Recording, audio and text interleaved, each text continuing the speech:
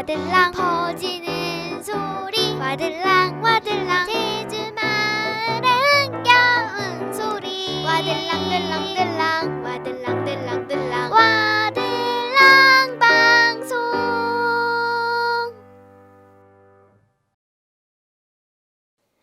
안녕하세요. 제주 나무 아래에서 함께 책을 읽는 제주 낭독 12번째 시간입니다. 그리고 저는 함선율입니다.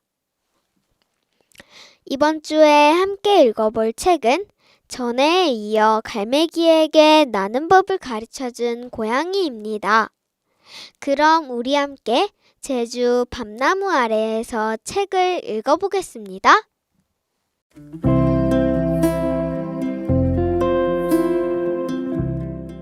갈매기에게 나는 법을 가르쳐준 고양이. 루이스 셋불베다 지음, 유왕무 옮김, 이억배 그림, 낭독 함선율. 갈매기 알을 품은 고양이. 몸집이 큰 검은 고양이 소르바스가 알을 보호하면서 가슴에 품은 지도 꽤 여러 날이 지났다. 검은 고양이는 어쩌다가 자기 몸에서 몇 센티미터라도 알이 멀어져 갈라치면 그의 털복송이 다리로 알을 조심스럽게 끌어안았다. 그에게는 불편한 날들이 계속될 뿐이었다. 그래서 어떤 때는 이 모든 일들이 부질없는 짓이 아닌가 하는 회의도 들었다. 하얀 껍질에 푸른 반점이 있다고는 하지만 어찌 보면 생명도 없고 깨지기 쉬운 돌조각 같은 거에 불과한데 그것을 이렇게 열심히 돌보고 있다니 하는 생각이 들기도 했다. 어떤 때는 너무 오랫동안 움직이질 못해서 몸에 경련이 일어났다. 꼴로네요, 세크레타리오 사벨로토도는 알을 보기 위해 매일 밤 찾아왔다.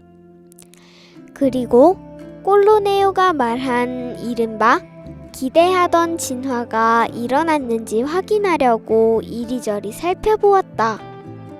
그러나 알의 모양이 첫날과 다름없음을 발견하고는 곧장 대화의 주제를 바꿨다. 소르바스가 알을 품은 지 20일째 되던 날 오후였다. 소르바스는 잠이 들었기 때문에 알이 움직이는 것을 느끼지 못했다. 마침내 갈매기 알이 움직였다. 그러나 매우 천천히 움직였다.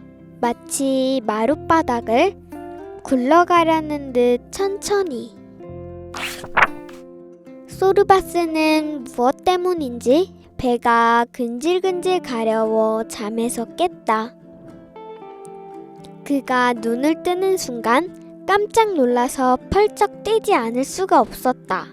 갈매기 아래 벌어진 틈새 사이로 노란 주둥이 같은 뾰족한 물체가 보였다 사라졌다 하는 것이었다. 엄마가 된 소르바스. 엄마! 엄마! 알을 깨고 세상 밖으로 나온 아기 갈매기는 정신없이 떼를 썼다. 아기의 피부는 우유처럼 흰빛이었다. 듬성듬성난 몇 가닥 되지 않는 깃털들은 짧고 가늘어 몸통의 절반 정도는 속살이 들여다 보였다. 아기 갈매기는 벌써 걸음마를 하려고 뒤뚱거렸다. 그러다가 소르바스의 배 위로 맥없이 넘어졌다. 엄마, 나 배고파! 배고프단 말이야! 아기 갈매기가 화가 나서 악을 썼다. 엄마, 배고파 죽겠어! 소르바스는 몇 개 남지 않은 감자칩을 잘게 부수기 시작했다. 식구들이 전부 휴가를 갔으니 집에 먹을 것도 별로 없고 참 큰일 났군. 어이, 저길 봐. 저 뚱뚱이가 리듬 체조를 하고 있군. 저 몸에 체조라니. 발레리나는 아무나 되는 줄 아나 보지. 건달 고양이 한 마리가 빈정거렸다. 에어로빅 연습을 하는 것 같은데 저 뚱뚱이 몸매 좀 보라지. 어이, 비계 덩어리 친구, 미신대회에 출전하실 생각인가? 다른 건달 고양이가 거들먹거렸다. 그 건달들은 비교적 안전한 거리인 마당 저편에서 마음 놓고 낄낄대며 웃고 있었다. 엄마, 나 졸려.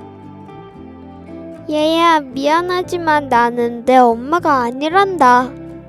소르바스가 안쓰러운 표정으로 말했다. 무슨 소리야? 우리 엄마잖아. 마음씨 좋은 우리 엄마 맞잖아.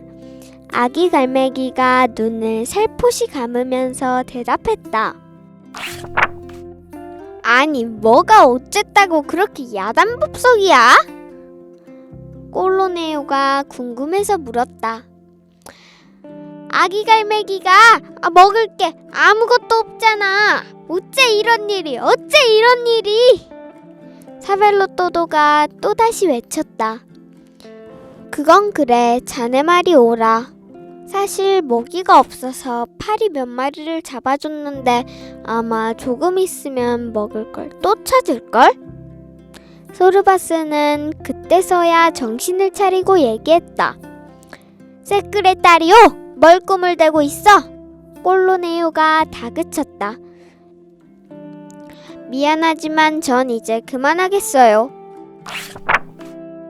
엄마, 이 아저씨들 누구야? 잠에서 깬 아기 갈매기가 고양이들을 가리키며 물었다. 엄마라고? 얘가 엄마라고 부르네. 아이고, 귀여워 죽겠네. 사벨로또도가 흥분에 겨워 소리를 질렀다. 그러자 소르바스는 눈짓으로 그에게 조용히 하라고 주의를 줬다. 두 건달 고양이.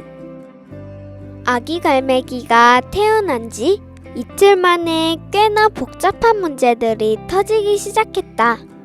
우선 소르바스는 갈매기가 이웃집 사람의 눈에 띄지 않게 해야 했기에 그의 행동은 유난히 민첩하고 부산스러울 수밖에 없었다. 이때 아기 갈매기의 비명소리가 들렸다. 소르바스는 재빨리 변을 처리하고 발코니로 돌아왔다. 건달 고양이 두 마리가 아기 갈매기 앞에 떡하니 버티고 있었다. 어이 친구, 이렇게 맛있는 아침을 먹게 될 줄 누가 알았겠나? 그놈 작긴 하지만 참 맛있게 생겼는걸? 그중 한 마리가 즐거운 목소리로 중얼거렸다. 엄마 살려줘! 아기 갈매기가 힘껏 구원의 소리를 질렀다. 나는 쇠고기 부위 중에서 날개 부분이 제일 맛있더라. 이놈 날개는 좀 작긴 하지만 살집은 제법 통통한걸? 다른 한 마리가 맞장구를 쳤다. 우리들이 당신 아기를 잡아먹으려고 했다고요? 천만에요. 절대 아니에요. 둘 중 한 마리가 머리를 바닥에서 떼지도 못한 채 애써 부인했다. 그럼요, 우리는 채식주의자들이에요. 아주머니, 채식주의자 아시죠? 소르바스는 이 바보 같은 광대짓을 그만둬야겠다고 생각했다. 그러나 두 바보 건달 고양이들에게 따끔한 맛을 보여주고 싶었다. 소르바스는 앞발을 힘차게 높이 들어 두 건달 고양이의 귀 한쪽씩을 낚아채서 발톱으로 세차게 긁어버렸다. 그들은 너무 아프고 놀라서 비명을 내지르며 큰 길로 잽싸게 도망쳤다. 야, 우리 엄마 최고다! 아기 갈매기가 자랑스럽게 외치며 환호성을 질렀다. 왕초지와의 협상. 인간들은 정말 알 수가 없다니까. 좋은 의도를 가지고 한 일들이 오히려 불행을 가져온 경우가 얼마나 많은데. 꼴로네오가 단호하게 말했다. 인간들 말이야, 일부러 나쁜 일도 얼마나 많이 하는데 멀리서 찾을 필요도 없이 그 불쌍한 갈매기를 생각해 보라고. 폐기물을 버려서 바다를 황폐하게 만드는 미치광이 인간들 때문에 죽게 된 거잖아. 세크레타리오가 한술 더 떴다. 그런데 아기 갈매기에게 이름을 지어주는 게 어떨까? 세크레타리오가 제안을 했다. 그래! 그게 바로 내가 막 하고 싶었던 말일세. 아니 이제는 그런 말까지 가르치려고 하다니 나 원 참 기가 막혀서. 갈매기 바다새. 그래, 바를로벤토. 바를로벤토가 아기 갈매기의 암수를 구별해줄 유일한 인물이야. 세크레타리오가 확신에 찬 어조로 말했다. 그래, 내가 방금 그 이름을 말하려 했는데 다시는 내 말을 가로채지 말라고 경고했을 텐데. 꼴로네오가 나무라듯 윽박질렀다. 아기 갈매기가 절망적인 목소리로 외쳤다.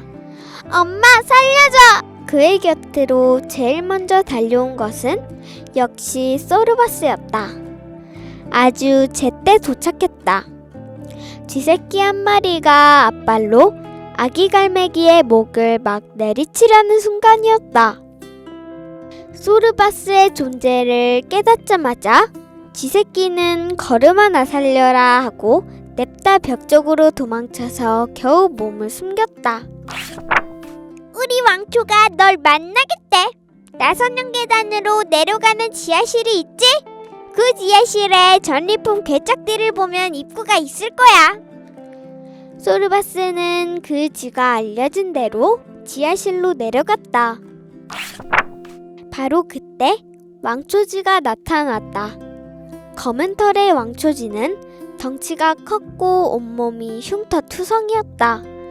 발톱 하나로 꼬리에 걸려있는 반지를 만지작거리고 있었다. 아니 이게 누구신가? 뚱땡이 고양이신걸. 왕초쥐가 비아냥거렸다. 뚱땡이! 뚱땡이! 쥐 10여 마리가 단체로 합창했다. 그러나 소르바스는 그들의 눈밖에 볼 수 없었다. 어이 비계덩어리 친구! 여기서 어떻게 나갈지는 생각해 봤나? 우리는 이 자리에서 너를 걸쭉한 고양이 숲으로 만들어버릴 수도 있어. 왕초쥐가 위협했다. 고양이 스프! 고양이 스프! 역시 이번에도 다른 쥐들이 일제히 합창했다. 바로 그때 소르바스는 잽싸게 왕초쥐를 향해 뛰어올랐다. 그리고 그의 등에 사뿐히 내려앉아서 날카로운 발톱으로 왕초쥐의 머리를 짓눌렀다. 그렇다면 협상하자. 아기 갈매기를 건드리지 않는 대신 뭘 원하는지 말해봐. 정원을 자유롭게 통행할 수 있게 해주게. 우리들은 다니지 못하도록 꼴로네오가 시장으로 가는 길을 완전히 차단했거든. 자유로운 정원 출입권을 주게. 수컷일까 암컷일까? 고양이들이 바를로벤토를 만난 것은 그로부터 사흘이 지난 뒤였다. 바를로벤토는 바다 고양이인데 진정한 바다의 용사였다. 이봐, 이가 득실거리는 털복숭이. 인사를 할 줄 모르면 돈이라도 내고 들어가야지. 마티아스가 톡 쏘아댔다. 이런 다랑은 송곳니 같은 녀석 봤나? 나보고 이가 덕실거리는 털복숭이라고? 그래, 너 말 잘했다. 이 몸은 전 세계 모든 항구에 해충이란 해충은 모조리 달고 다니는 몸이시다. 어디 내 등짝에 딱 붙어있는 진드기 맛 좀 보여줄까? 그놈은 너무 딱 달라붙어 있어서 나도 지긋지긋하거든. 아니면 까따뚜아숨의 벼룩 얘기를 해줄까? 이런 고래 턱수염 같은 녀석아. 그놈들은 7명의 피를 빨아먹고도 간에 기별도 안 가는 놈들이지. 한번 맛 좀 보고 싶어? 그러고 싶지 않다면 이 줄을 빨리 걷어치워. 이 얼간이 늘본숭이야. 바를로벤토는 큰 소리로 당당하게 호령하더니 침팬지의 대답도 기다리지 않고 안으로 걸어 들어갔다. 오, 마침내 도착했구먼. 선장. 우리가 얼마나 그대를 보고 싶어 했는지 아마 자네는 모를 걸세. 꼴로네오가 그를 반갑게 맞이했다. 고양이들은 바를로벤토를 아기 갈매기가 있는 곳으로 안내했다. 아기 갈매기는 곤하게 잠들어 있었다. 세크레타리오가 가져다준 오징어를 실컷 먹고서 깊은 잠에 빠진 것이다. 그때까지도 아기 갈매기의 먹이 담당은 세크레타리오였다. 꼴로네오의 지시를 잘 수행하고 있었다. 이때 꼴로네오가 제안했다. 아기 갈매기가 우리의 보호 아래 자랄 수 있는 것도 행운이라는 생각이 드는군. 그러니 아기 갈매기의 이름을 행운아라는 뜻의 아프로뚜나다라고 짓도록 하지. 축하한다, 아프로뚜나다. 우리의 고양이들의 영원한 친구를 위하여! 위하여! 위하여! 위하여! 진정한 행운아, 아프로뚜나다. 아프로뚜나다는 고양이들의 굵직한 보살핌을 받으며 하리 전시장에서 무럭무럭 자라났다. 그는 이제 어엿한 숙녀였고 비단 같은 은빛개 털로 매역 쪼기기까지 했다. 너 아무데나 함부로 똥 싸면 안 돼! 마티아스가 거칠게 말했다.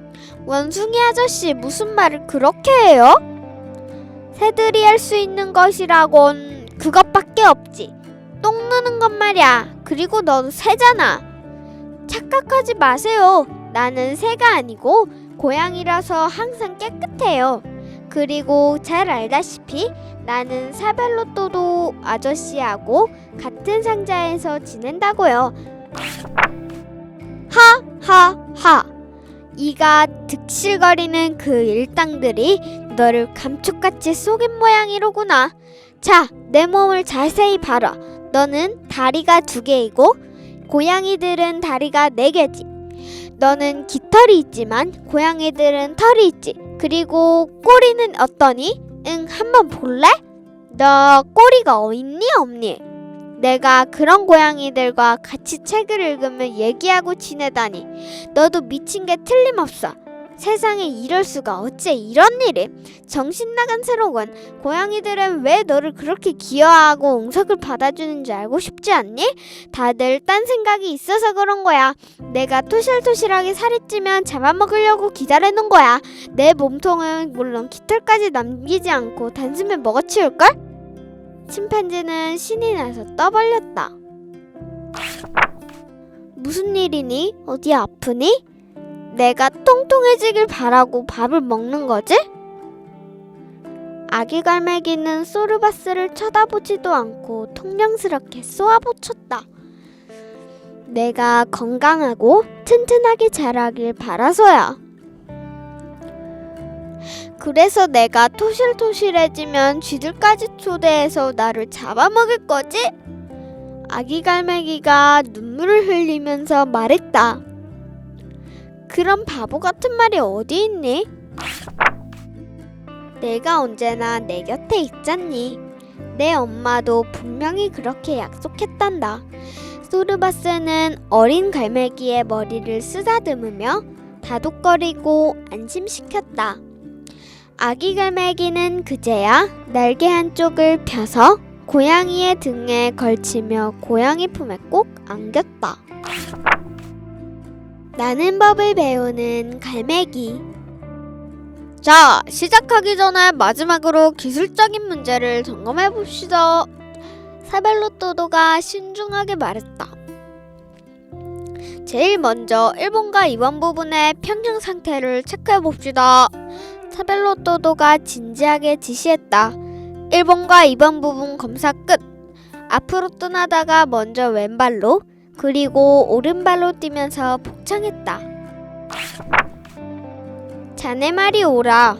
바를로벤토도 자네가 하는 일을 잘 알면서도 괜히 그러는 거니까 신경 쓰지 마.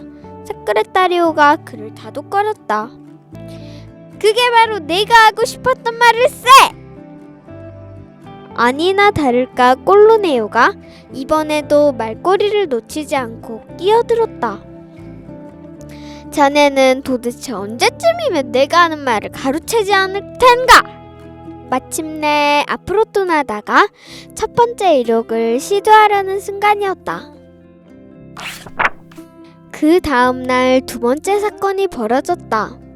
고양이들은 한가하게 둘러앉아 바를로벤도의 모함담을 듣고 있었다.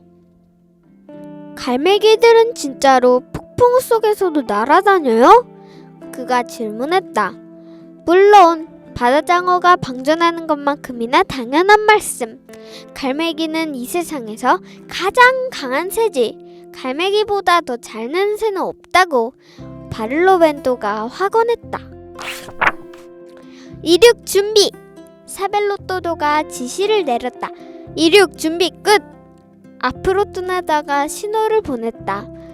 1번과 2번 부분을 이용해 마룻바닥을 뒤로 밀쳐내면서 앞으로 전진! 앞으로 떠나다는 사벨로또도의 지시대로 날개를 펄럭이며 다리를 오므렸고 약 2뼘 정도 높이까지 날아올랐다. 그러나 곧 땅으로 곤두박질 치고 말았다. 고양이들의 최종 결정. 앞으로 떠나다는 그때 이후로 무려 17번이나 비행을 시도했지만 실패하고 말았다. 그때마다 바닥에서 겨우 몇 센티미터까지 날아올랐을 뿐이었다. 무엇보다도 당장 앞으로 떠나다가 마음에 걸렸다. 시험 비행에 실패할 때마다 그는 점점 더 우울하고 침울해했기 때문이다. 폴로네오가 진지하게 물었다. 내 생애 처음이자 마지막으로 금기사항을 깨뜨릴 수 있도록 허락하길 요청하네. 소르바스는 동료들의 눈을 하나하나 마주보면서 간청했다. 뭐라고? 금기사항을 깬다고? 고양이들은 그런 예를 잘 알고 있었다. 돌고래의 슬픈 운명이 대표적이었다. 돌고래들은 지혜롭게 행동하면서 인간들과 친해졌다. 그러자 인간들은 돌고래를 잡아다가 수중 전시장에 가둬두고 어릿광대짓을 강요했다. 그 밖에도 인간을 받아들이고 자신들의 지혜로움을 발휘했다가 결국엔 비참한 신세로 변해버린 경우도 많았다. 지혜로운 동물인 사자들과 커다란 몸집의 펠리컨들도 철장 우리 안에 갇혀 살면서 어떤 얼간이가 입속에 주먹을 밀어넣어도 꼼짝없이 복종해야 하는 처량한 신세가 된 것이다. 앵무새도 마찬가지다. 하루 종일 새장 안에 갇혀서 어리석기 짝이 없는 바보짓을 노상되풀이할 뿐이었다. 그런 이유로 인간과 의사소통한다는 것은 고양이들로서는 매우 위험한 짓이었다. 자네는 앞으로 떠나다와 여기 함께 있게. 우리들은 자네의 요청에 대해 격이 없이 토론해보겠네. 꼴로네오가 그렇게 말하면서 분위기를 정리했다. 우리 항구의 고양이들은 자네가 금기사항을 깨트려도 좋다는 결정을 내렸네. 그러나 단 한 번뿐이고 오직 한 사람과만 이야기할 수 있네. 그러나 어떤 인간과 의사소통을 할 것인가는 우리가 결정할 걸세. 꼴로네오가 엄숙하게 결론을 내렸다. 선택된 인간, 시인. 어떤 인간에게 이야기할 것인가? 이 문제를 결정하는 것은 소르바스에게 쉬운 일이 아니었다. 결국 고양이들은 자신들이 알고 있는 모든 인간들의 목록을 작성한 뒤 거기서 한 명씩 이름을 지어나갔다. 포르카 미세리아!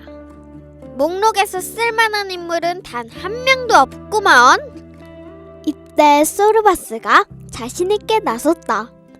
잠깐! 명단에 없는 사람이 한 명 있어. 부블리나 집에 사는 사람이야. 시인이군. 그 사람이 쓴 것을 시라고 해. 백과사전 제10권에 시옷을 찾으면 나와.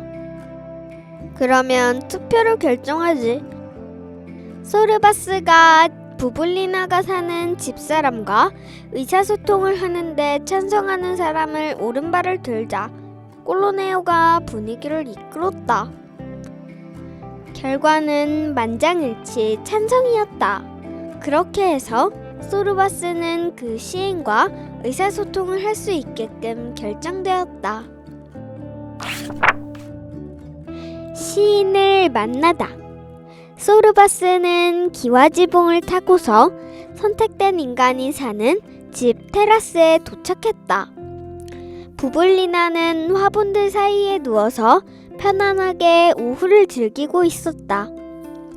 소르바스는 부블리나에게 말을 걸기 전에 왠지 모를 긴 한숨을 먼저 터뜨렸다. 부블리나, 놀라지 마. 나는 소르바스라고 해. 여기 바로 위에 있었어. 무슨 일이지? 부블리나가 놀라서 물었다. 네 도움이 필요해.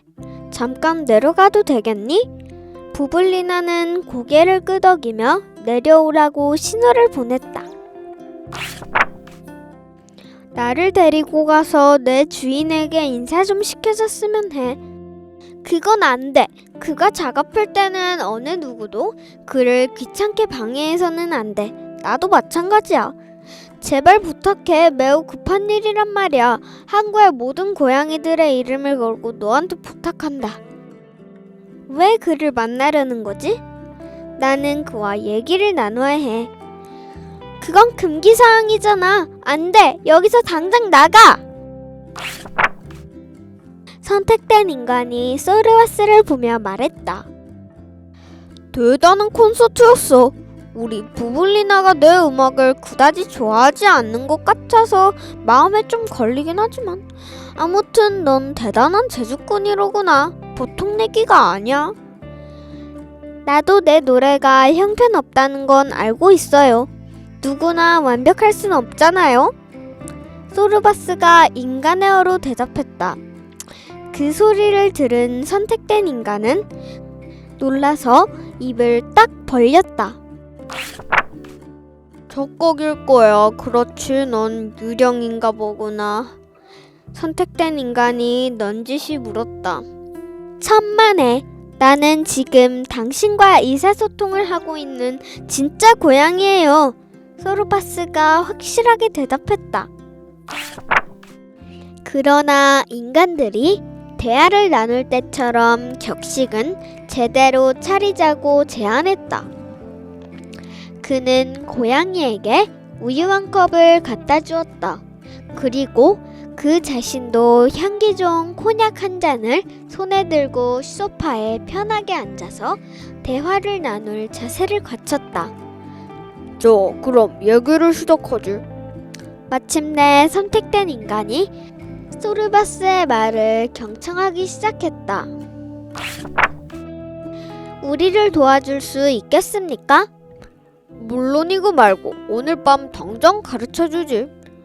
선택된 인간이 이외로 흔쾌히 대답했다. 오늘 밤이라고요? 정말이에요? 소르바스가 물었다. 이복의 친구, 저 창문으로 하늘을 보게. 뭐가 보이지? 그 사람은 소르바스의 아빠를 잡아 끌면서 말을 이었다. 구름, 짙은 몇 구름이네요. 폭풍우가 밀려오고 있으니 곧 비바람이 치겠어요. 바로 그거야. 바로 그거래노? 미안하지만 당신이 무슨 말을 하고 있는지 잘 이해가 안 되는데요?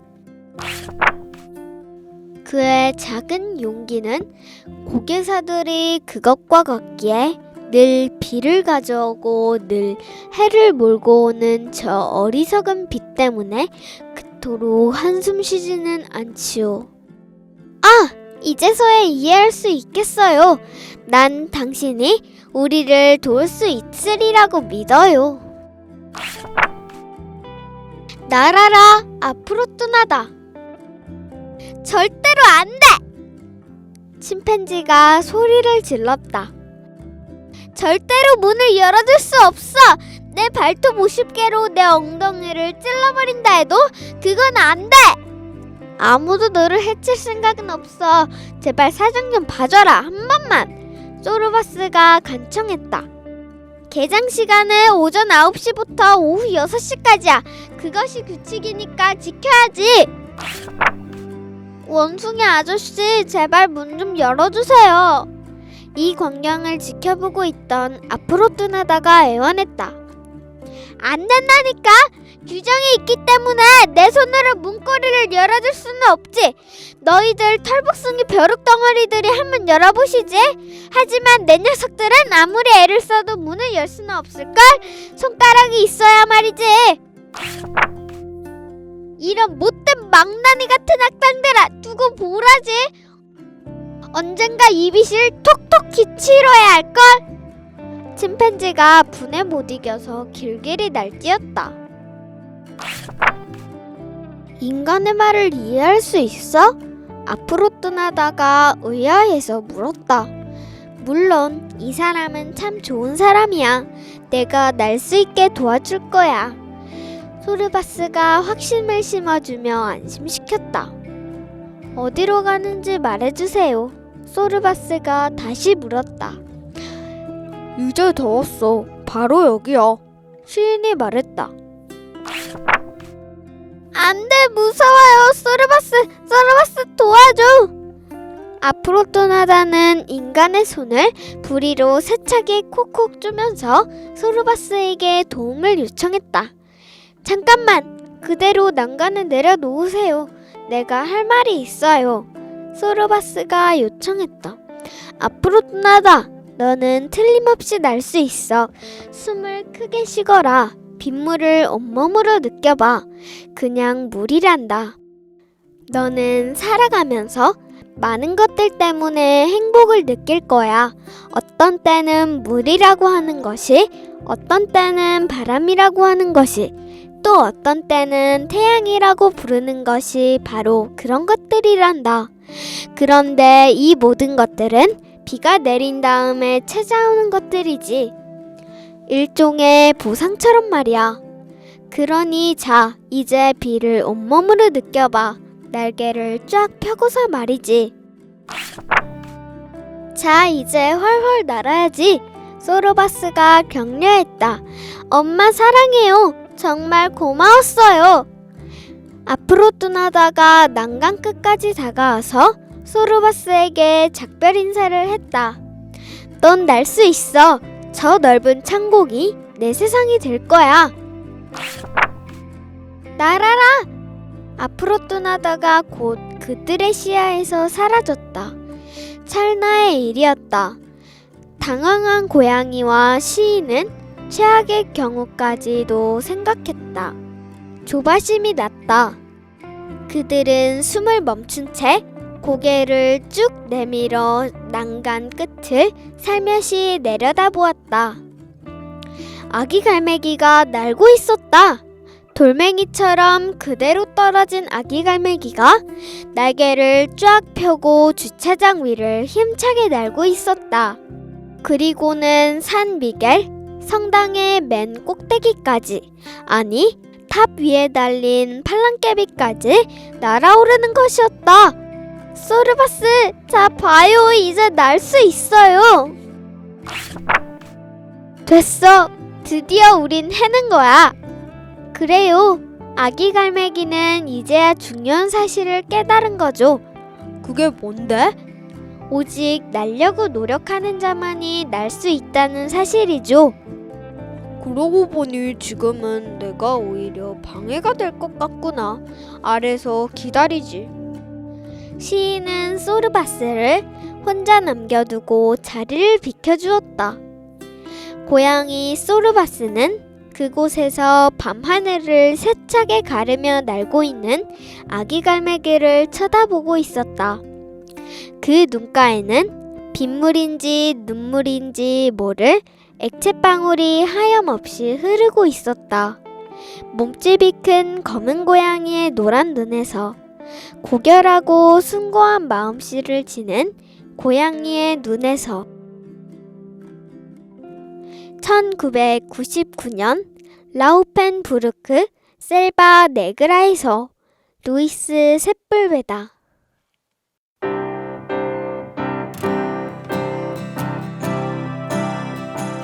제주 낭독에서는 여러분의 참여를 기다립니다. 아이 혼자서 읽어도 좋고 아이와 엄마, 아빠가 함께 읽어도 좋아요. 할머니, 할아버지가 아이들에게 읽어주셔도 좋아요. 많은 참여 부탁드리고요. 우리 함께 제주 나무 아래에서 책을 읽어보아요. 와들랑 라디오를 응원하는 방법은 좋아요, 구독하기를 누르고 마지막으로 댓글을 달아서 응원해주세요. 그럼 앞으로도 좋은 책 많이 읽어드리겠습니다.